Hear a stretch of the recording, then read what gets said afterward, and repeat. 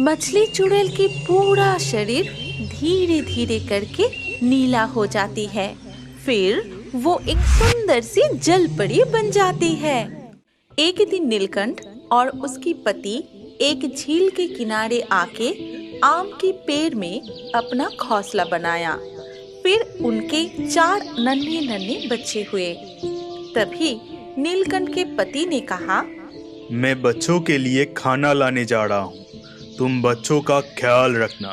अगर मुझे आने में देर भी हुए फिर भी तुम उस झील में मछली शिकार करने मत जाना।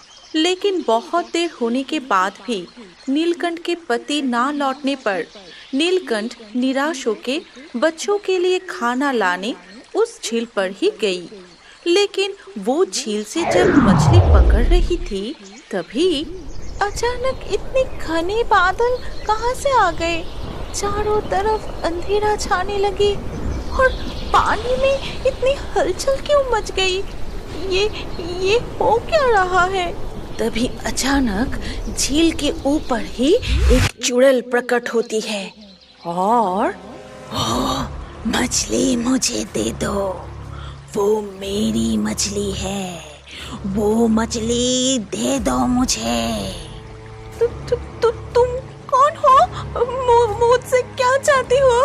मैं हूँ मछली चुड़ैल। इस झील में मछली पकड़ने कोई नहीं आता।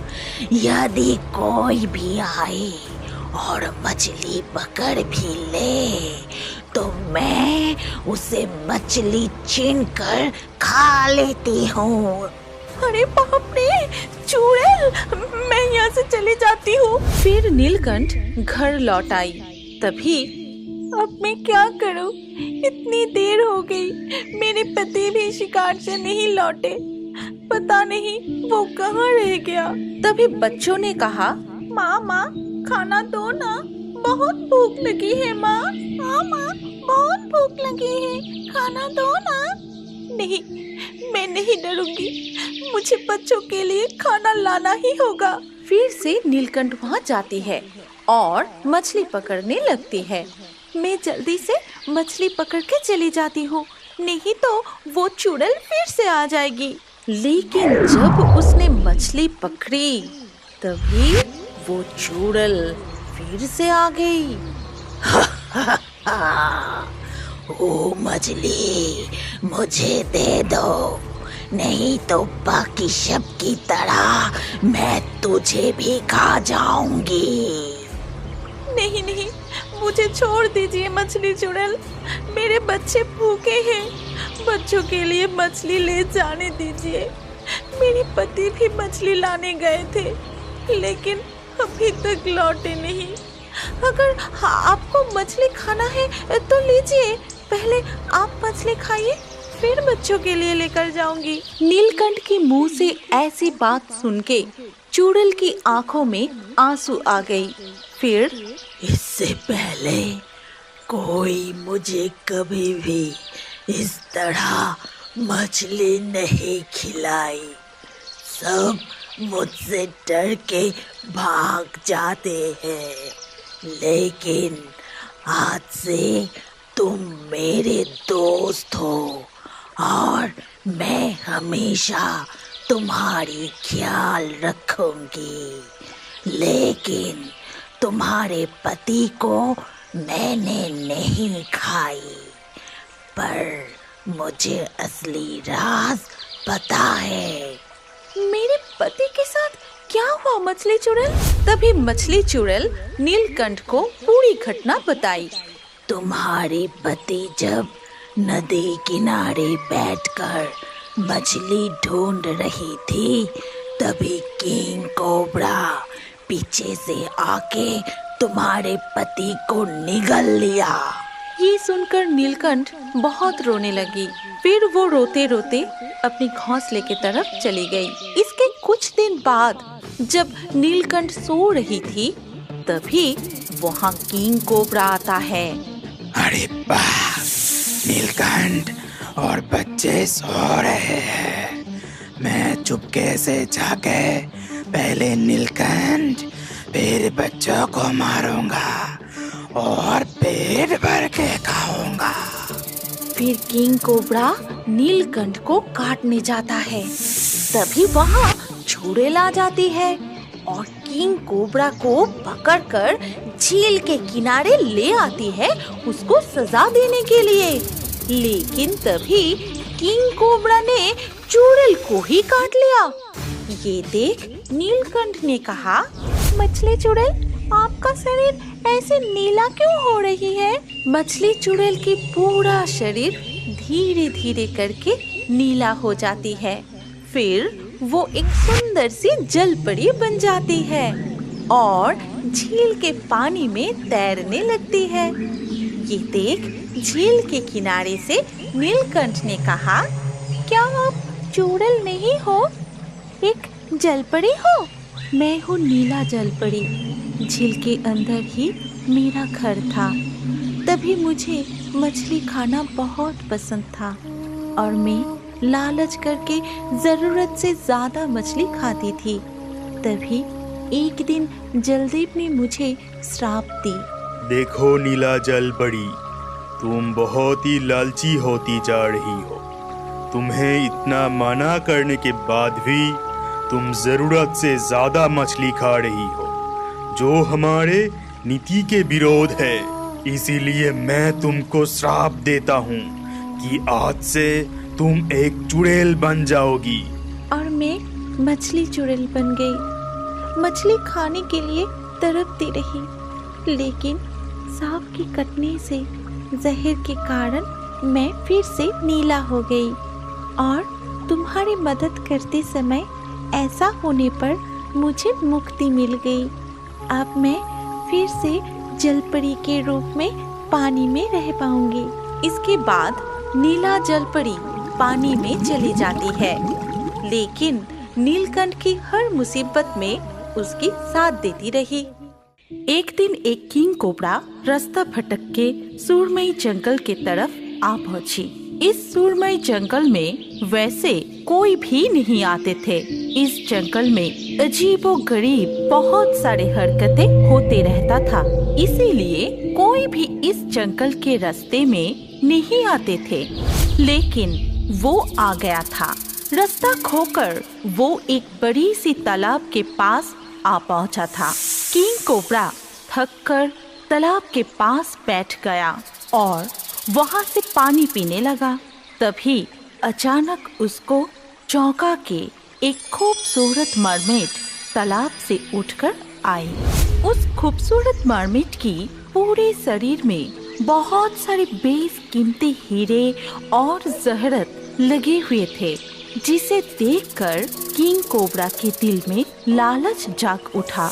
वो उस मरमेड के शरीर से वो सारे कीमती हीरो जहरतों को छीनना चाहता था। इसीलिए बिना समय नष्ट किए किंग कोबरा मरमेड के ऊपर हमला कर दिया, मरमेड को जकड़ लिया। लेकिन तभी वहाँ एक ड्रैगन आके किंग कोबरा के पकड़ से मरमेड को छुड़ाता है और अपने मुंह से आग निकल के वही किंग कोबरा को मार देता है।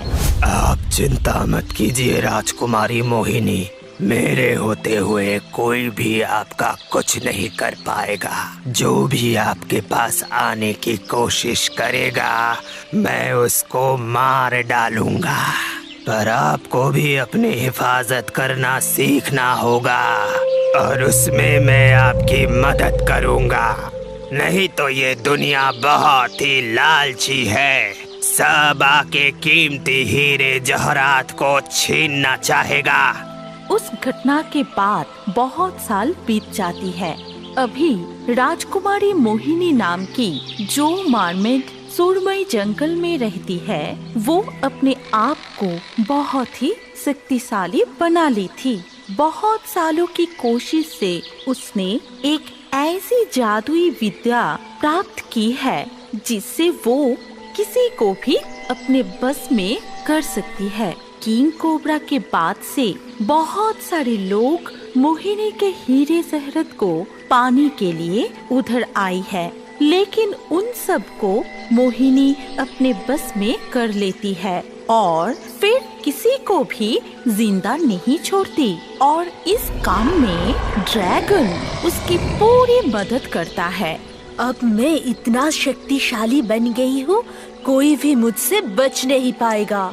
सालों पहले की मोहिनी और आज की मोहिनी में बहुत फर्क है। आज अगर मुझे कुछ हो भी गया तो मुझे कोई चिंता नहीं होगा।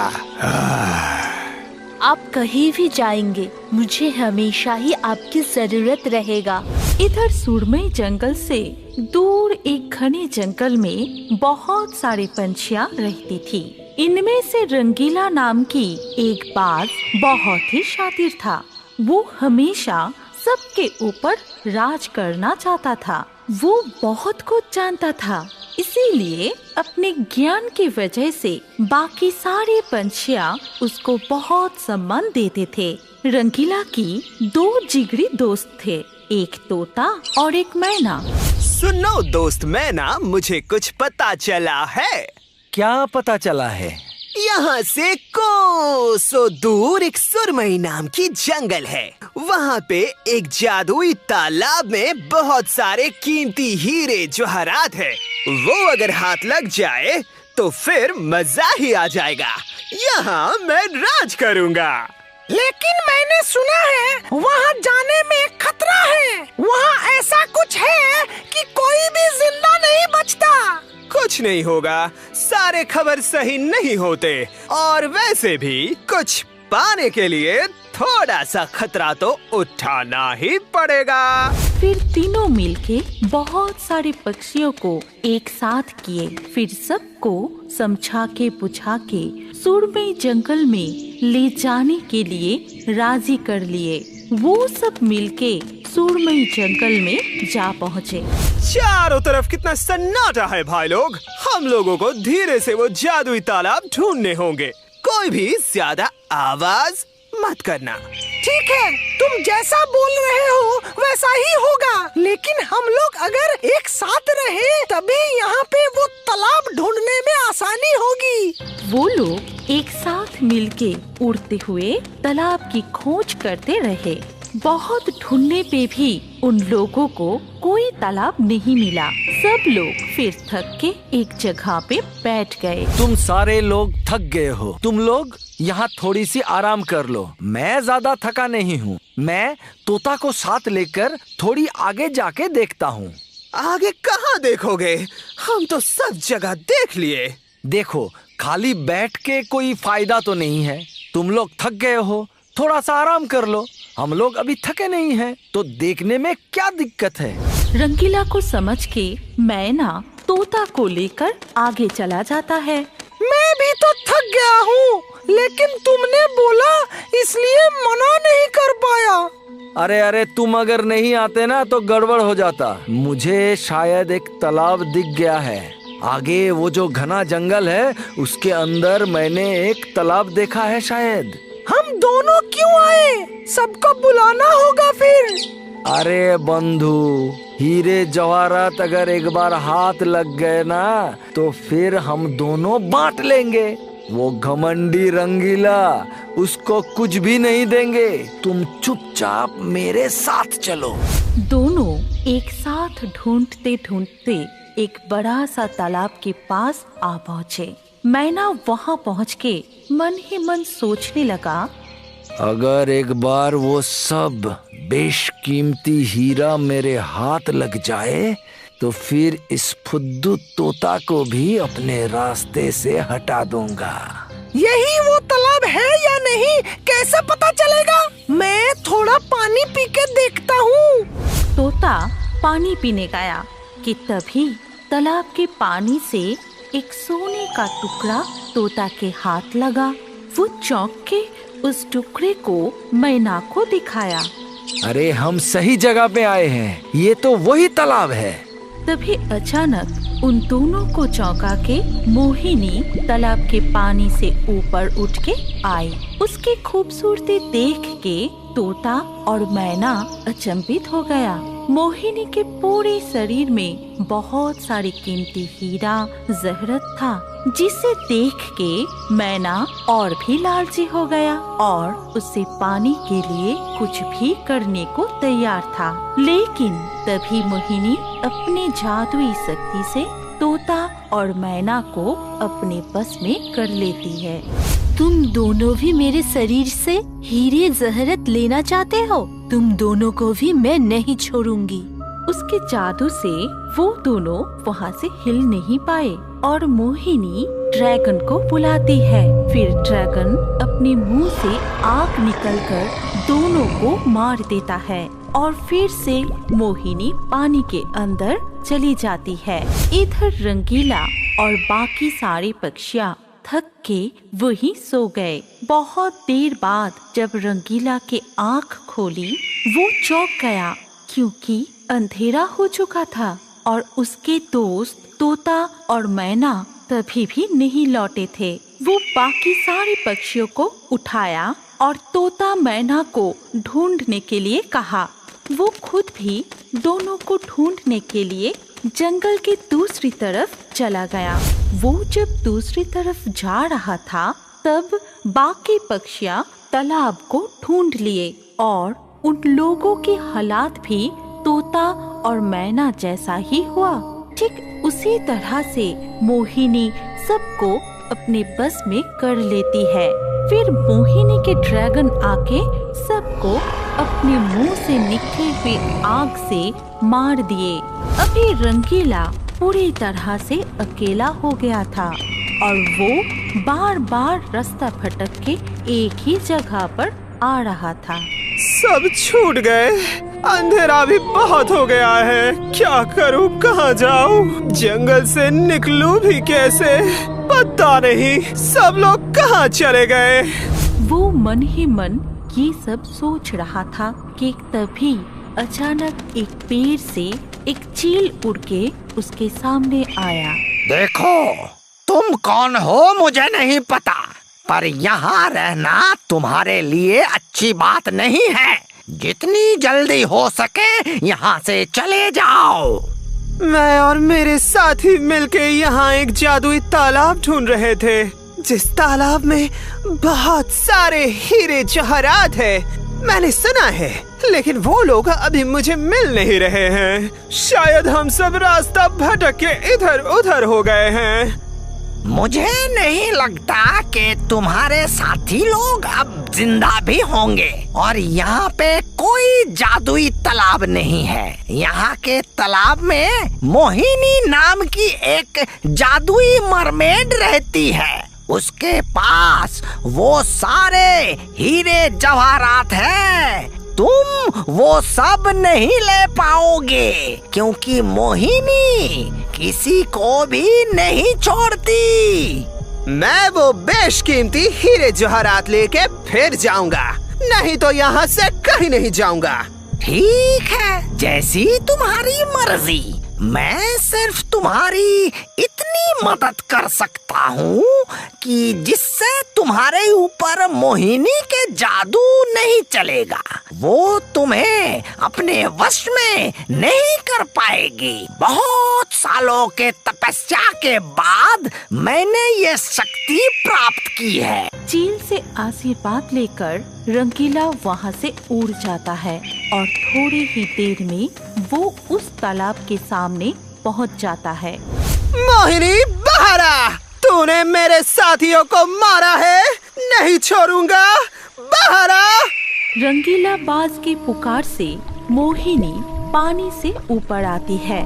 उसकी सुंदरता और उसकी शरीर में लगे हीरों को देखकर रंगीला चौंक जाती है। मोहिनी उसको भी अपने बस में करना चाहती है, पर चील की दिए हुए आशीर्वाद की वजह से रंगीला पर मोहिनी का जादू का कोई असर नहीं होता है। ये देख मोहिनी बहुत गुस्सा हो जाती है। मेरे रूप के जादू से आज तक कोई भी बच नहीं पाया है। तू कौन है? अभी तू मेरे बस में आ जाएगा और फिर आज ही तेरा आखिरी दिन होगा। मेरे सोने हीरे को हाथ लगाने की सोचा भी कैसे?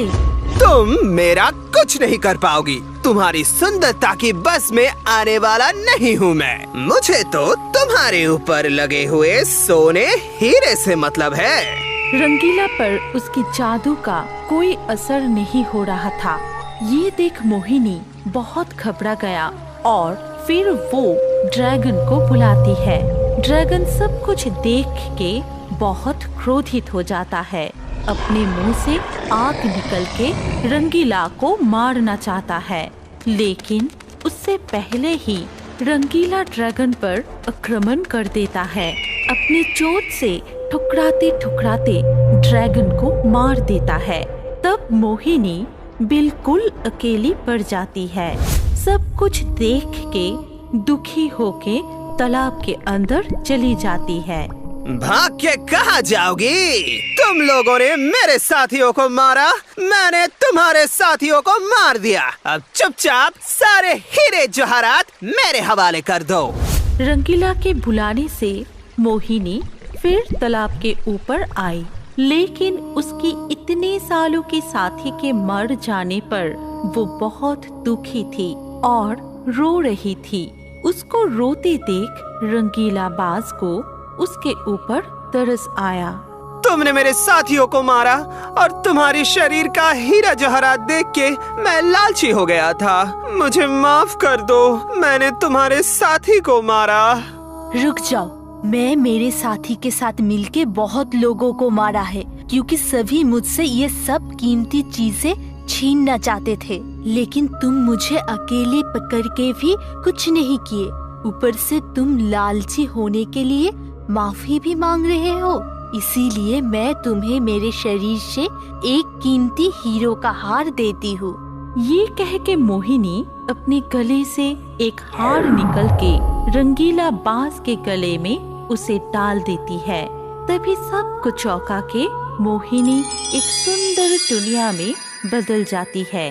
धन्यवाद, तुम्हारे लिए मैं आज श्राप से मुक्त हो गई। मेरे ऊपर श्राप था, जब तक मैं खुद से किसी को भी मेरे शरीर से हीरे जहरत निकल के नहीं दूंगी, तब तक मैं इसी तालाब में मरमेड बन के रह जाऊंगी। तुमने मुझे आज श्राप से मुक्त कर दिया। मुझे धन्यवाद मत दो, तुम्हारे लिए मैं भी लालच से मुक्त हुआ हूँ, वो भी कम नहीं है। तुम्हारे लिए ही मुझे महसूस हुआ है कि लालच बुरी है। मुझे अब छोड़ के मत जाओ, मैं यहाँ अकेले नहीं रह पाऊंगी, मुझे तुम्हारे साथ ले चलो। ठीक है, अब से हम दोनों एक साथ ही रहेंगे। फिर दोनों सुरमई जंगल को छोड़ के हमेशा के लिए चले गए और एक साथ खुशी खुशी रहने लगे। हमारी कहानी यहाँ पर खत्म होती है। अगर आपको ये कहानी पसंद आई तो इस वीडियो पे लाइक जरूर करना। अगर आपके पास कोई पसंदीदा कहानी हो तो कमेंट करके बताएं। सबसे अच्छा कहानी चुन के हम ऐसे ही कार्टून बनाएंगे। और अभी हमारे अगले वीडियो देखने के लिए स्क्रीन के ऊपर इस वीडियो पर क्लिक कीजिए और रियो बर्ड्स के और भी वीडियो देखते रहिए।